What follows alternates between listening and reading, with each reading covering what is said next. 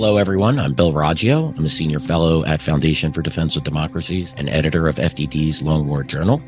This is Generation Jihad, the podcast that covers all things in what used to be known as the global war on terror, but we now call the Long War.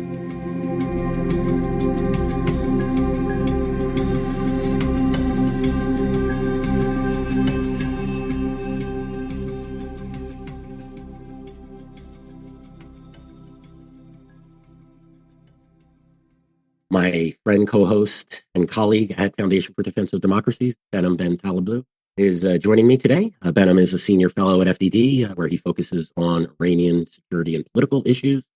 Behnam knows way more than that. All the Shia terror groups sponsored by Iran, missile systems used by these groups. Behnam, great to get back on with you with this new year on Generation Jihad. Thank you. It's a pleasure. And looks like just like in 2020, this new year is beginning with a bang. It sure is. When we ended the year last year, I ended the year with you and beginning the year with you. It was a little under the weather. It's why we couldn't get some podcasts in earlier this week. I just didn't think that when we'd come back, Behnam, that we'd have so much to talk about. There's so much that we leave on the floor, because we want to try to get these podcasts digestible for everyone. I'm not going to sit here and yap for 3 hours. Nobody wants to hear me do that. I wouldn't mind. Well, you're in this distinct minority. So much going on this week. The Israelis killing Hamas's basically their deputy leader. The ongoing drama with the Houthis in the Red Sea. The U.S. targeting of a militia leader in Iraq, or a commander, actually, is more accurately described him, and then the Iraqi government freaking out over it, again telling the U.S. it's time to leave. And then on top of all of this drama, we get the Islamic State launching an attack in Iran at the grave of Qasem Soleimani at the anniversary of his death. Many people killed and wounded in this attack. We're gonna start off with the killing of Hamas's deputy leader, Salah al-Aruri. He was killed on Tuesday. I think that was January 2nd, in an airstrike by the Israelis in a suburb of Beirut, Lebanon. Al-Aruri was a founder of the Al-Qassam Brigades, which is essentially what the so-called military wing of Hamas. Hamas is, I hate describing things like that, but the Qassam Brigade, Al-Qassam Brigades, is essentially the Hamas's military branch. A real nasty individual. Behnam, what are the implications of this? The Hezbollah's furious, the Iranians are mad, the Iraqi militias are angry, the Houthis issued the statement, defiant statement. This is a good kill. The first high value target, in my opinion, that the Israelis took out. We're talking top tier leadership, either inside or outside of Gaza. You'd have to get someone like the Sinwar brothers, the Mohammed Deif, or individuals of that stature. Haniya, obviously. That's where Aruri, fits on my scale. What are your thoughts about his death and the implications for the region? I think we've spoken about this a little bit before in the Soleimani heyday and aftermath. I think the way these networks are set up, and more broadly about how this stuff happens, the rank and file and the mid-ranking versus the top tier for the Sunni side of the street with these terror groups. But I tend to be of the view that there are a few distinguishing personalities and the rest is actually rather bureaucratic or systematized. But those few distinguishing personalities, the likes of Soleimani, the likes of Aruri, have a personalist connective tissue. They're an individual who is charismatic. They're an individual who is capable. I mean, the boring stuff of terrorist organizing, for lack of a better word. Let's not forget, I think he was in Turkey for a while, way back. Then he went into Lebanon. In Lebanon, he was instrumental in that fusion center that I think 2 years ago, Wall Street Journal reported, where it's basically, we have the COAC, I think it's in Qatar. They have this fusion center where it's basically Hezbollah, Hamas, and IRGC Quds Force all together, thinking, talking, coordinating, planning.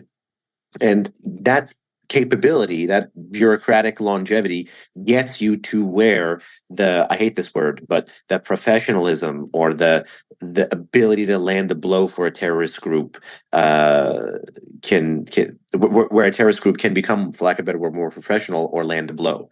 And it's individuals like Aruri who make Hamas lethal. I just want to, look, we shouldn't be afraid to use words like they act as professionals or I respect their abilities. I mean, these are organizations that are, they're deserving of our respect. That doesn't mean I like them. That doesn't mean I'd invite them over for dinner. But they can be act in a professional manner. What Hamas executed on October 7th, as brutal as it was planned and executed in a professional manner, right? It takes a lot of professionalism to keep that secret, to get the teams to breach the fence, and then to organize and strike at different kibbutz and lay siege and overrun military bases. We shouldn't be afraid to use terms like professionalism or say I respect them. I could hate them, but I still can respect them and their abilities. So don't be afraid to use words like that. People take it the way they're going to take it, but the reality is we should recognize these groups for what they are, and saying that they're acting professionally or saying I respect their abilities. The minute you don't respect your enemies who are of this caliber is the minute you lose to them. And frankly, I think that's what happened to the Israelis on October 7th. They started looking north. They underestimated Hamas's capabilities. They didn't think that Hamas would have the chutzpah to carry out an attack like this. So I'll end my rant. No, I think you're right. And to that end, to get to the heart of your question, I'm sorry if that sounded like I was pontificating, but this guy was a Hamas professional, and he was not just a Hamas professional because of his organizational capabilities, but because of the liaison role with Iran he was able to play. So in that sense, it is a huge blow. It is perhaps the most important kill of post-October 7. And it is also a very important kill in the axis of resistance world as well. Not just, you don't just have to wear an Iranian badge, an IRGC-QF badge to be of service to them. And so Aruri really was of service to them by being such a powerful local actor. So yeah, do I think Hamas is going to go away tomorrow because of this? No. Do I think they will have a harder time? Yes.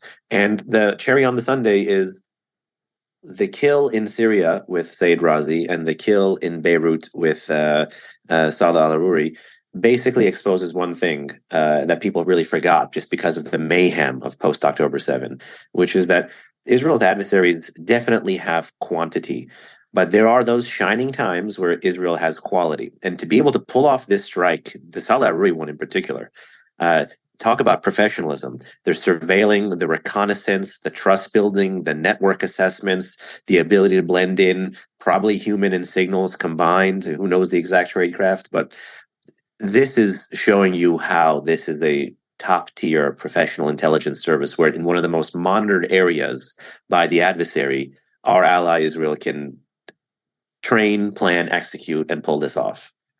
Yeah, I concur with that 100%, Venom. It's certainly that has to be one of the most difficult environments to operate in. And look, the Israelis carried out assassinations in the heart of Iran, in Tehran. That's what professionalism looks like on our side of this, and I do concur. I am a little surprised, given that the Israelis have no qualms about launching strikes in Beirut, in Lebanon, period, and in Syria, that you're getting high-ranking operatives still willing to show their faces there at this stage. I would think they would be a little bit more careful about where, but the reality is they have to operate somewhere. And this is just a footnote. This is where when their professionalism slips, that's always an opportunity too. I'm just saying this because of the anniversary of the Soleimani strike, but I always get laughed at for saying this, but had Soleimani listened to his UN travel ban, not his Trump travel ban, but his UN travel ban, he would have been alive. And the fact is, Soleimani also began to, as he got more media coverage in America, and that coverage leaked over into Iran, and this kind of cult of personality and the charismatic authority, all that stuff blended together, plus the fact that he had an informal chain of command between him and Khamenei, between him and Iran's literal commander-in-chief. All of that aside, he began to blur the lines between Iran, Iraq, and Syria. And that blurring of the lines, that overconfidence is always the most dangerous thing. And it reminds me of that Napoleon quote, never interrupt your enemy when he's making a mistake. And to the open source, I'm sure it looked like Soleimani was on the win, traveling wherever the hell he liked, posting photos and selfies and whatever. But to the people doing the hard work, the boring work leads to intelligence wins of the type of against Soleimani and against Aruri, those are the breadcrumbs that they can follow. And it leads you exactly to that conclusion, which is what you said, Bill, which is if you're a terrorist operator, how the hell are you still showing your face? Yeah, I remember writing something. I'm going to say about a week within the week of him being killed that he got sloppy. That he started to like the limelight. You know, all those pictures of the commanders. Like you said, he left breadcrumb of the Shia militia commanders. Um, Flies directly into Baghdad International, is greeted as a dignitary by Abu Mahdi al-Mohandes, who was another one of these key connective tissue top level leaders. He was killed alongside Soleimani. They started to smell themselves a little bit, and this is what happens. And you know, the professionals, you know, we make mistakes, they make mistakes. Yeah, it is really an interesting to watch all that unfold. I wasn't surprised at all. I was actually surprised that the U.S. not that the U.S. was able to find him, but that the decision was made by the Trump administration to actually kill him. It certainly was ballsy. Um, and I will say, I do think the Iranians have weathered that storm. It's difficult to place and replace individuals like Aurori, like Mohandes, and Mousavi, who was killed 2 weeks ago, and obviously Soleimani. But they do seem to do it. And I think the problem there, and I know I've been on this rant a million times, we just don't kill them quick enough. So we never create that problem where we whittle down where those top level guys fast enough that the people left standing are there saying, well, what do we do next? How do we organize this? I don't even know these guys. Who am I talking to from Iran or Syria or Iraq? Those are but that being said, as I always say, it is necessary to take these strikes when you can get them. This certainly puts or Aurori's killing has to put Hamas's leaders on notice in places like Turkey and Qatar. But I have a feeling that that might be a bridge too far for the Israelis. Those guys, if they die, they're going to have to like drown in a swimming pool or slip on a banana peel and fall down the steps. It can't be a drone strike in Turkey or Qatar. I think there's going to be some serious problems. Yeah. Well, let's move on to the next interesting development. In the last couple of days, 13 countries led by the U.S. they organized and issued a warning to the Houthis, basically saying, "Stop your strikes, or we're going to be forced to respond." Obviously, that's a threat to the Houthis. Within hours of that issuing that statement, the Houthis launched missiles at a bunch of ships. With U.S. warships were nearby. I believe they were anti-ship ballistic cruise missiles. Or ballistic missiles. Not obviously, I'm wrong. Anti-ship ballistic missiles didn't hit anything, so the Houthis responded by saying, "We'll keep doing it." They came out. Then there's an article in the Wall Street Journal that talks about that the U.S. is now pondering the idea of striking Houthi targets. I mean, we're well over a month and a half. The Houthis have launched, I believe it's now 25 strikes against shipping, and I don't even think this includes the strikes that have actually targeted U.S., French, and British warships. Or even the strikes against Israel before that. Exactly, or the strikes against Israel that were targeted exactly. So we're probably talking somewhere around 40 to 50 strikes in total before the U.S. and only get 13 countries aboard. Think about that. The rest of the world is willing to sit out, shutting off, essentially the severe curtailment of trade. Now, all of the container ships apparently have bypassed the Red Sea. Apparently, there's some oil tankers and whatnot that are being escorted. This is well, anyway. So now they're talking about a response to the Houthis. What are your thoughts on this, Benham? Is this threat too little, too late? Do you think the U.S. is going to gather the will because of the fear of expanding this conflict? Are they going to have the will to actually conduct meaningful strikes against the Houthis to get this stopped? The real challenge there is meaningful, and this is the problem. I think in our assessment of our adversaries who have what we like to call weapons of the weak, these kind of harassment attacks, drone attacks that are being reported against some of these vessels, drone warheads exploding right at or just near some of these commercial vessels.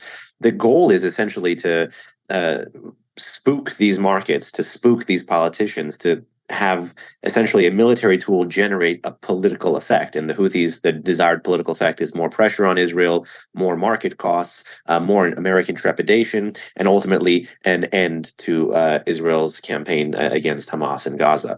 And until it gets there, it is constantly sussing out American red lines, thresholds, tolerance, resolve, and risk.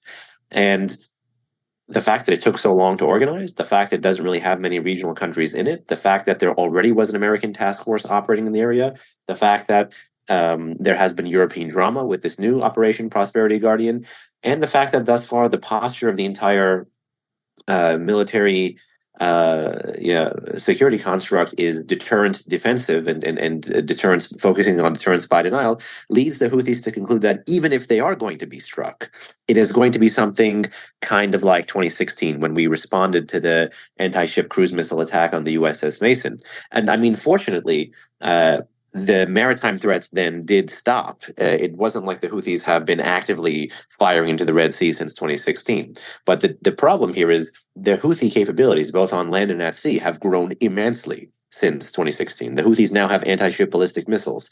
These, again, the first and only proxy of Iran to have paraded and used anti-ship ballistic missiles is the Houthis, not Lebanese Hezbollah. Hezbollah has reported to have received some of a similar kind this fall, but never shown, never paraded, never tested, and never even employed in combat.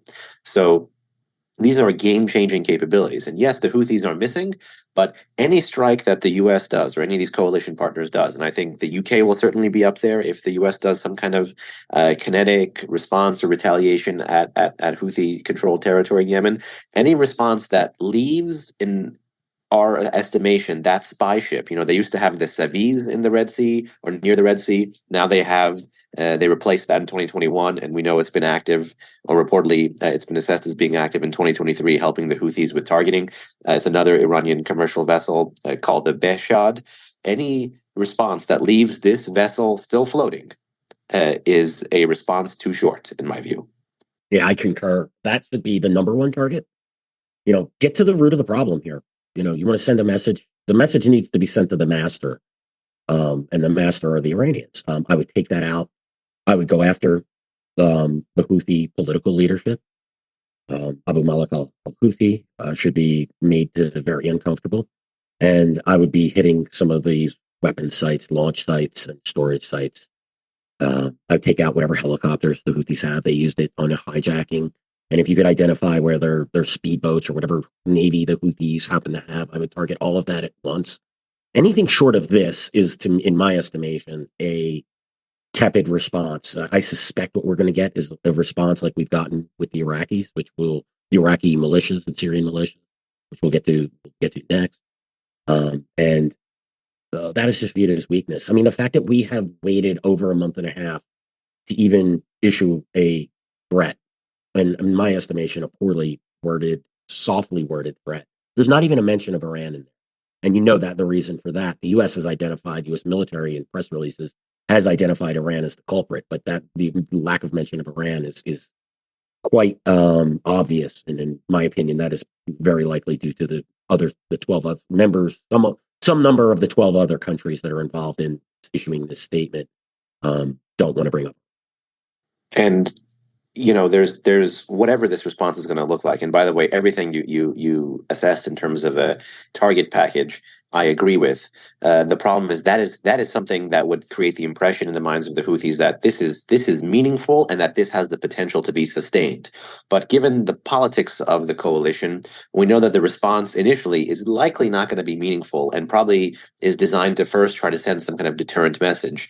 And in that sense, everything that you said that should be hit, and I concur should be hit, would be more, I think, like a defanging strike, which would tell you that there is something of a political strategy behind what we're doing. And again, and I think this always gets to the heart of our conversations, Bill, I don't have concerns about our military capabilities, even when we're forced to spend more to fire at cheaper things. I know we can innovate. Even when the Iranians go deeper, I know we can develop a bigger bomb. I know we can develop a more precise munition. I know there's a smarter bomb down the line. I don't have a single concern about that. Yes, the Iranians are forcing us to spend more and whatever, but what I have real concerns about is our ability to link those capabilities as part of a larger political strategy. Because even if we damage all of those facilities that you said, right?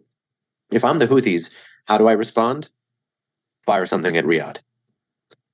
And amid the drama of Saudi since early December saying please don't kinetically fire at the Houthis, of doing a reversal of the past 8 years of oh my God, why are you not helping us fire at the Houthis? I would beget that problem cycle. And again, this is where the adversary is using a military tool to effectuate a political outcome. Um, and It's because they have the will to do it, and we don't. And that's they have the will and the interest. It, I don't believe maritime security is peripheral for us. We could have different debates about land borders in Asia and Europe and the Middle East and whatever, but maritime security, this is literally, we inherited this as an interest, a global interest, as a national interest, since we took over from the British in World War II. And that's why, to me, it's no surprise that, unlike France, the UK is quite intent on helping us out in this one. But there has to be something shy of what you said, which I would like, but I don't think is immediately likely in the first one off. And the 2016 precedent, which is some coastal defenses and coastal radars. And I think that really does have to include this IRGC commercial vessel just hanging out with targeting. Now, there is news, I'm sure you know, of another destroyer. It's actually just a frigate. The Persian word for destroyer and frigate is the same, and it's actually built off of British frigates the UK sold the Shah, and the Islamic Republic kind of retrofitted and allegedly has anti-ship cruise missile capabilities. It's an Alvand-class destroyer called the Alborz, I think, that is sailing into the Red Sea. To me, again, this might test the resolve of the coalition. I mean, the Prosperity Guardian, but even separate from that, I think this is something Task Force 153 should be doing, which I know it sounds like the height of ironies when I'm talking about freedom of navigation and looking to now prevent an Iranian ship from entering the Red Sea. But at a time when 40% of commercial trade has to be rerouted because of the attacks of an Iranian proxy, I don't think we should let the Iranians signal resolve with a 1970s era frigate. They don't get to do a freedom of navigation operation in the Red Sea when they are the impediment to freedom of navigation. And you and I have talked about this before. To what degree can we hold the patron accountable? And I've since when we spoke, and then the holidays and the New Year, I've been seeing even more voices. And this is a bipartisan problem, but even more voices talk about wanting to hold Iran accountable with no strategy of actually knowing how to hold Iran accountable, and totally ignorant of the times when we did do things that were out of character for us to hold Iran accountable, like killing Soleimani. We were totally unprepared for the response because, newsflash, the Iranians respond to pressure with pressure of their own. And if you are not prepared, and that's the will to power, if you are not prepared to respond to their secondary or tertiary pressure, you probably shouldn't be putting a loaded gun in a shaky hand. And here, I got to say something or write something in the future. This is maybe for LWJ or whatever, but about why we haven't been able to do this, or why we haven't been able to respond.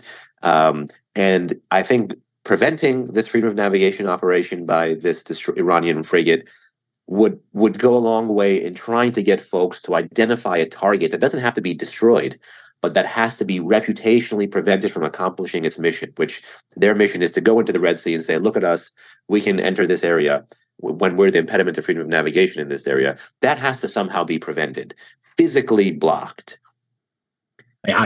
This has to be turned around, and this can actually help us with deterring the adversary in a whole host of other areas. The Iranian connective tissue with the Iraqis, the Iranian nuclear escalation, which no one is talking about.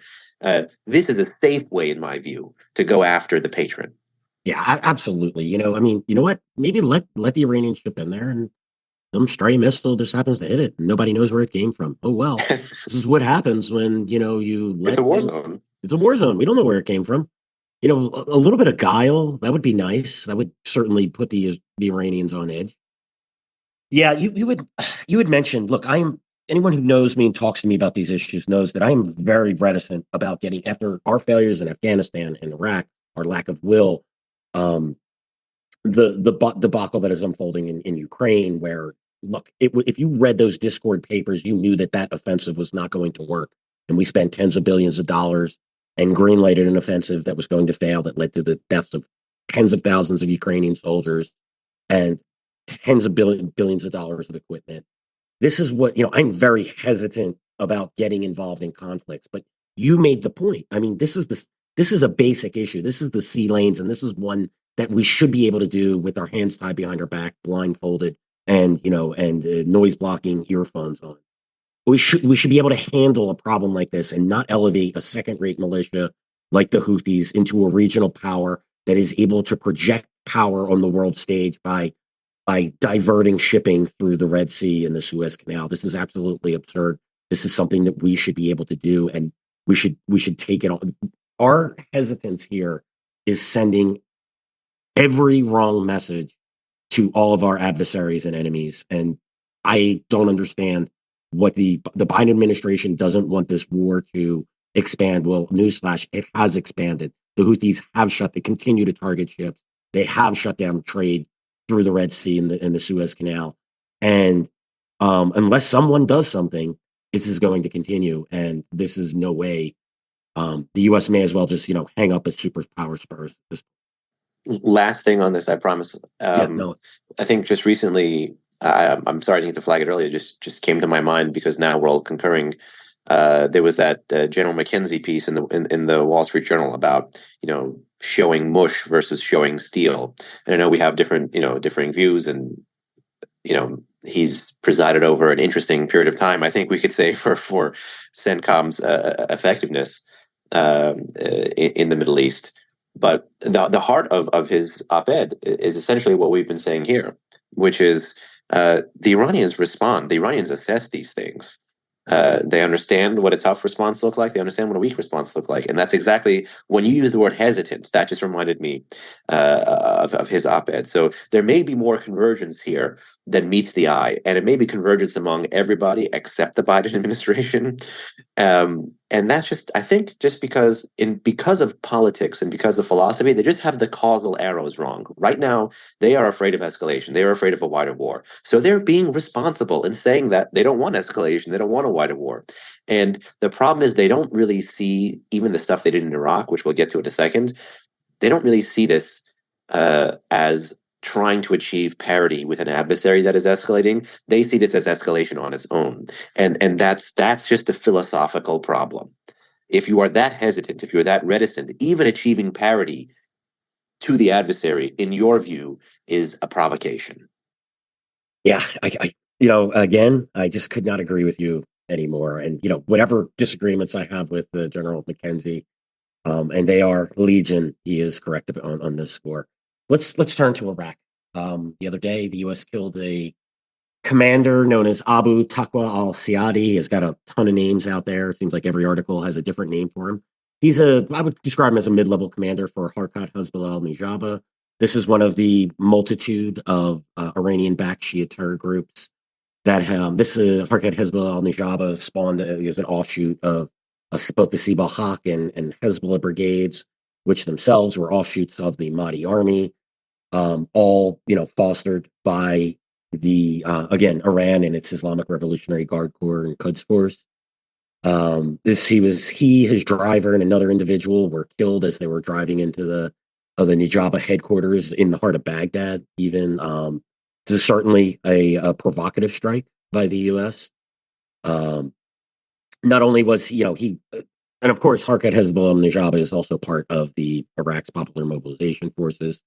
This is the grouping of militias, most of them Iranian-backed, or the more powerful ones are the Iranian-backed militias, like the Sibal Haq and like Hezbollah brigades and Iman Ali brigades, and Kataib, Sayyid al-Shahada, and others.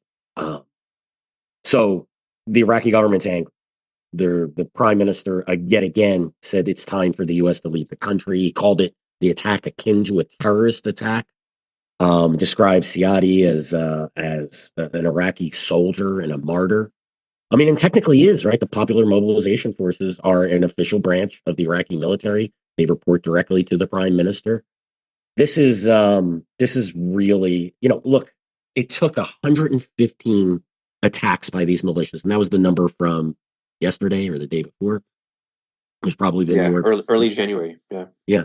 There's been more since. It took at that point in time 115 attacks against U.S. bases for the U.S. to actually conduct its first meaningful strike. The previous 6 strikes either targeted, say, a vehicle that was involved in the aftermath of an attack. They targeted some weapons storage depots and safe houses for Hezbollah brigades, and then there were a couple attacks in Syria. But this one actually, in my opinion, is right idea, wrong timing. Right, you will go after a leader. We're sending the message, just as the Israelis did with Al Arori and Masavi, that look, we can go after your leaders. Right. The problem is we're far too late in doing this. I don't think this is going to a turn. If this would have happened within the first 10 attacks on U.S. bases, it might have perked up some ears. But we've already sent the message that we just don't know how to do this deterrence thing anymore, do we, Ben? No, and again, it comes back to that philosophical and political problem that achieving parity is not seen as achieving parity with an adversary that is willing to escalate. And I'm going to forgive the academic reference here for a second, but there's a really old 50s, I think 50s or 60s book by Herman Kahn, I think the guy who founded Hudson Institute. It was that other German scientist. People said the Dr. Strangelove character was actually Yeah, based right. off of him. Right. Okay. Yeah. Um, he has a book on escalation, and it's all about from like conventional war to nuclear war. But there are three identifiable avenues of escalation he has, and you've seen the Iranians do it with their militias. And for lack of a better word, we're just taking it. Avenue number one, I think, is geographic. They can widen the hotspots for us. And avenue number two is the weapon. For the first time ever in November, and this was responded to with that AC-130 gunship, but that I think just happened to be because it was in the area. But they used for the first time ever a ballistic missile against our facilities. There are times when strikes don't take life because of accidents or issues with their own munitions, like the drone warhead that didn't explode when it hit the sleeping quarters of a barracks. I'm not sure if that was in Syria or in Iraq. I I think that was forget in Avenue Syria. 3 of Herman Kahn's escalation. But these two, they've shown a willingness to strike in different areas and use different weapons. And that should really mean something to us. And the fact that it doesn't, we have to look at, well, why doesn't it? The most viable and viable excuse from Biden administration is that, well, Iraq has politics. And it's exactly what you said about the prime minister. Well, if Iraq has politics, what is your Iraq policy? Again, that goes back to the you don't have a diplomatic strategy.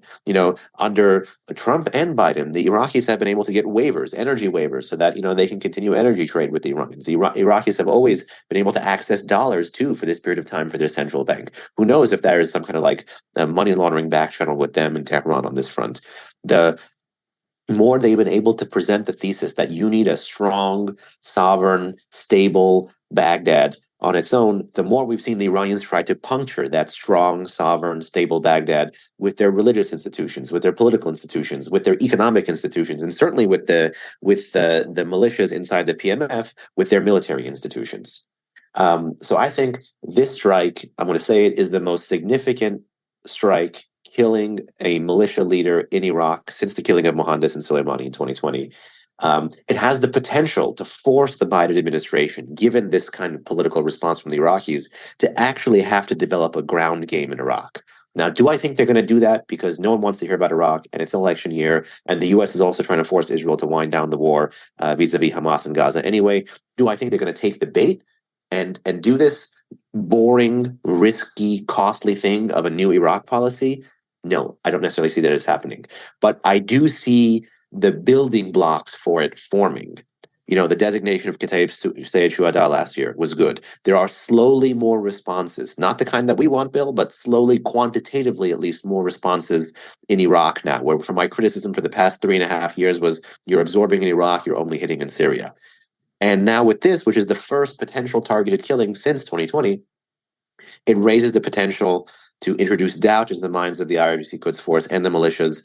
How, when, and where will America scale this up? I mean, their assessment of us is that, no, we're not going to scale this up. But the fact of the matter is that these are the things that a different kind of administration or a different kind of polity in Washington would take and scale up if they were serious about, handicapping Iran in Iraq. Yeah, it's as if this administration just wants to sleepwalk through this. Well, Iraq, want to keep troops in Iraq to fight the Islamic State. However, we don't want to do what we need to do to keep those troops there. Why? The administration doesn't want to make hard decisions. The Iraqi government is not protecting our forces. These attacks continue, and these attacks are being carried out by the Popular Mobilization Forces, which report to the prime minister. The prime minister says he doesn't like them, but is powerless to stop them because we all know he can't. Yeah, this administration doesn't want to deal. It doesn't want to craft new policy. It doesn't want to make hard decisions that could potentially force the U.S. to leave Iraq. And again, I mean, Iraq is telling us we don't need you there. We don't want you there. We're capable of fighting the Islamic State. and then it's allowing attacks against the U.S. or either actively allowing them or is incapable of stopping them. At some point, we do have to ask the question, why are we in Iraq? But this administration doesn't want to ask these questions, and nor does it want to stand out there and defend why, give out the reasons why we do need to remain engaged in Iraq. He certainly was willing to make the case of why we didn't need to be in Afghanistan, but for some reason, Iraq is very, very different. Yeah, for some reason. Yeah, and I think a lot of this is inertia. I just don't think I don't think this administration doesn't have policy. It just reacts to current events, and that is very, except for Iran, where it wants to negotiate with Iran. It's pretty much the only place where it has established policy. The rest is just reactionary foreign policy. Would you agree or disagree with that, Ben? I would agree, but I think we're kind of trending in this direction anyway. Two older books come to mind. I think Kissinger had one in the early 90s or 2000s, Does America Need a Foreign Policy? Aaron David Miller had one in the mid 2000s, Why America Can't Have and Doesn't Want Another Great President. Again, talk about building blocks. These are you could talk about the moving from the imperial presidency to the celebrity presidency, which we've had now for 2 or 3 periods in modern American history. These are the building blocks of a different kind of how the politics of foreign policy is being constructed. And what you said is a criticism of the administration that they want to limp along. But I actually think that they could own that, and they might own that, and they might use that to win, and they might even be rewarded for that, which is to say, yeah, leave well enough alone.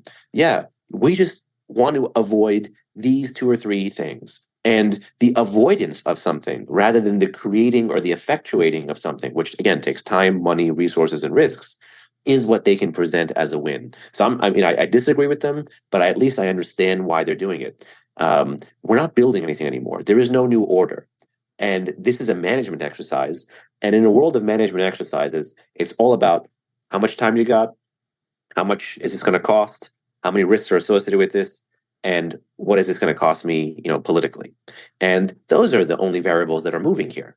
And that's why vis-a-vis the Iran nuclear deal, that fits right into how they see this, which is let's just push the clock back a little bit. Let's resurrect some domestic political dogma. Let's leave well enough alone.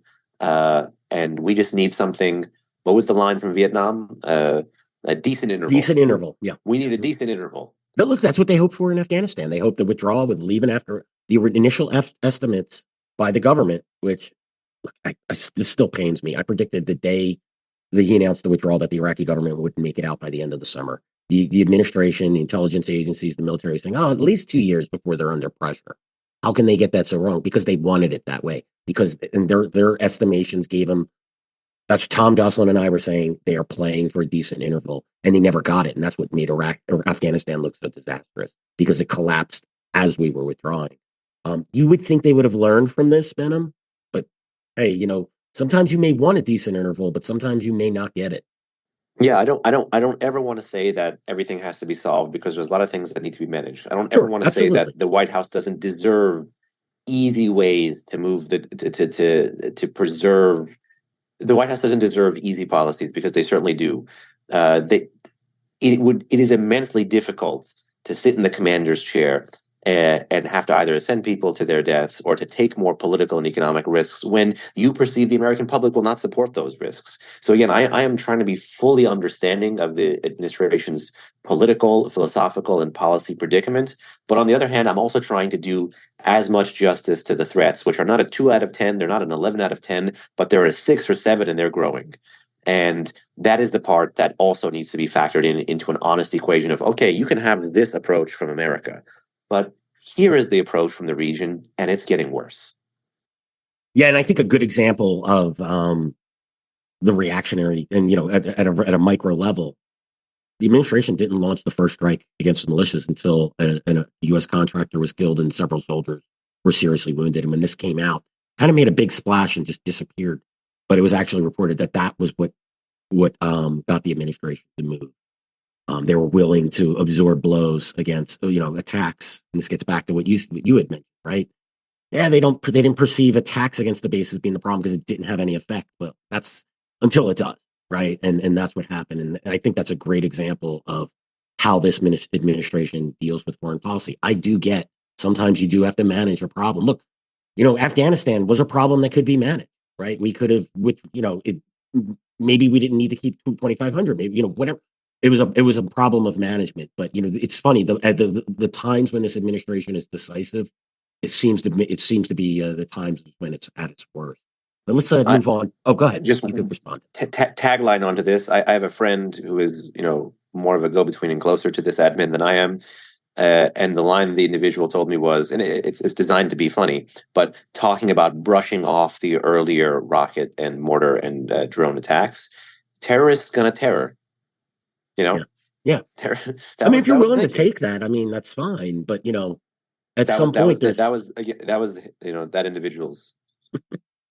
they are. I like that. Let's talk about the Islamic State attack in Iran at the grave site of Qasem Soleimani, obviously the previous commander of Quds Force.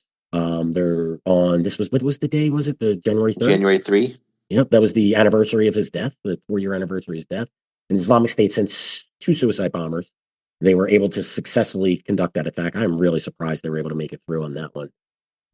More than 90 people killed, hundreds wounded.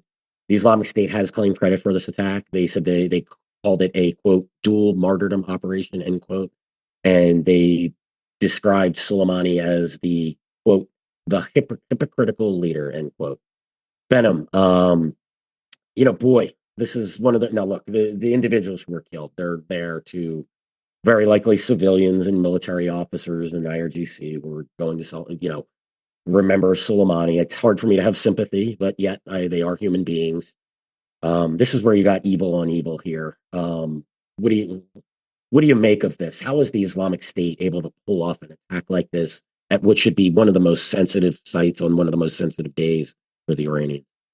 Yeah, just a couple of big picture things. Let me just start off with, my view is, these were in fact largely civilians. Yeah, the fact that they're going out to turn out for Soleimani means they're pro-regime civilians, but they're civilians nevertheless. Exactly. I And do. I have to remind myself.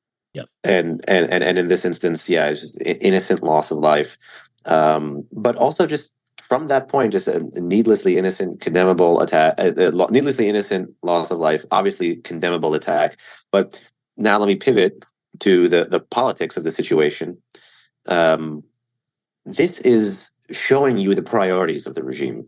We saw this regime bludgeon a woman for incorrectly wearing a headscarf and repress thousands upon thousands of protesters in over 150 different cities, villages, and towns for over a year, systematically, and lock down those protests with instruments of fear and repression from low tech to high tech, from cyberspace to the street, and rout them.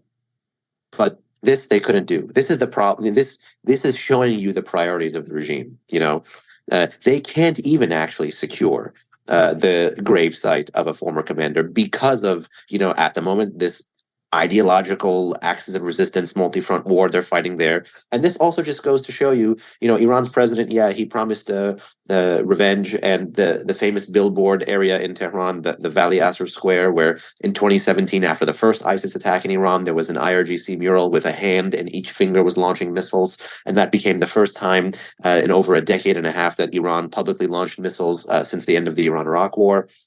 From its own territory against a foreign target. That too was in response to an ISIS attack. And this time that billboard read "Pasokh Sacht," it means a hard answer, which is a play on words of "Intiqam Sacht," which is hard revenge, which 4 years ago is what they promised in the aftermath of the killing of Soleimani. So likely something overt is coming. If it's ISIS or ISIS-K, well, then if it's ISIS, it might be pointed at Syria or Iraq, or ISIS-K someplace in Afghanistan. Very interestingly, this regime has absorbed threats from the East, particularly from the Taliban, and particularly after the U.S. withdrawal, wherein they were able to coordinate well with the Taliban, both against ISIS-K, but also against the U.S. force presence for a very long time. But then with the removal of that U.S. cap, there became more drama, and deconfliction turned into conflict with the Taliban. Water rights, border security issue, tons of things like that. A lot has gone on, forgotten, a play on the movie title, Forgotten on the Eastern Front, with Iran and Afghanistan, when the world focuses on the Arab world and Israel and Iran's Western Front. So there could be a real intensification there for folks to watch as well. And I would also point a finger to this, which is I'm referencing a lot of friends today. Here's another one actually from Iran told me this, which is it's very funny because every time a drone factory explodes or something goes bump in the night, they say, "Oh, nothing. It was just a fire alarm, or it was just a drill." But when something legitimately happens and is an overt massive explosion and kills people, they immediately point a finger at Israel. So when basically the individual was saying when it is Israel, they say it was just a drill or it was just nothing. Go back to your lives. And when it isn't Israel, they will be quick to say, "Oh no, it's Israel." And that was immediately what you had a lot of the regime elite do, which was point a finger of blame abroad, and then somewhat carelessly, if I could use that word, a couple of Iran washers in Washington, tried to paint the picture that this is Israel when it doesn't even fit the kind of pattern of attacks that people believe Israel has sponsored in Iran in the past, which is, like the killing of Fakhrizadeh, the killing of past nuclear scientists, or even some of these more limited attacks with quadcopter drones on Iran's nuclear, missile, or military installations. So not at all something that we've seen from the Israelis, and highly likely amid this war, not something from the Israelis. But it just goes to tell you that the analyst matters as much as that which is being analyzed. Yeah. And go ahead, Ben. And the last point I told you about ISIS, I forgot to answer the ISIS part of your question. First ISIS attack in Iran in 2017. This is obviously a kind of domestic terror attack the regime has not witnessed since the 80s, actually, since the MEK, the Islamist Marxist Mujahideen, had been taking out high-ranking Iranian leadership with bombs. But again, no major officials were known to be killed here. This largely seemed to be kind of civilian bystander kind of folk, people in the area. And there's reporting that it was suicide vests. I think we ended up finding out in the 2017 attack that one of the individuals was Kurdish from the town of Pave, if I'm not mistaken. I wonder if any of Iran's ethno-sectarian minorities would have been part of this attack. We know there's obviously a Baluch insurgency with Jaish al-Adel, formerly Jundullah. We know how the regime has been activating and fighting both pre and post the Mahsa protests in Iran's Kurdish-speaking provinces. So when I saw news of the report, guess number one was either an ethno-sectarian insurgent group trying to target the regime at a public event, or ISIS, and then it turned out to be ISIS. Yeah, one point you had made about the pointing of fingers, right? If they recognize that it's the Islamic State, what they'll ultimately say is, yeah, but the Islamic State was created by the U.S. and Israel anyway. Exactly. So there's always this sort of diversion of back to the real great Satans, and in a bizarre way, it's an excusing of the activities of terrorist organizations. Have no love for the. But, there was a meme. I'll just end with this. There was a meme many years ago. I think like 2016 or 2017, well before the talk of the Abraham Accords and even the talk of getting the Saudis together formally with the Israelis. I think an Iranian news website took the Israeli and Saudi flags and merged it together. So you had the green backdrop, you had the white sword on the bottom of the Saudi flag, but arrayed together in the shape of a Star of David. So this is the kind of creative thinking the regime and their elites are up to. Yeah, they just can't really point the finger where the finger needs to be. It has to be some grand conspiracy. It's just the way it often works there. Ben, great to catch up with you in the new year. We'll have a ton to talk about next week and looking forward to it. Thanks for your time today. Thank you so much. It's a pleasure, and Happy New Year again to everyone, and hopefully it's a better year for us all. Thank you, everyone, for listening to today's episode of Generation Jihad. Just a reminder, you can listen to us on YouTube, Apple, Spotify, and anywhere else you listen to podcasts.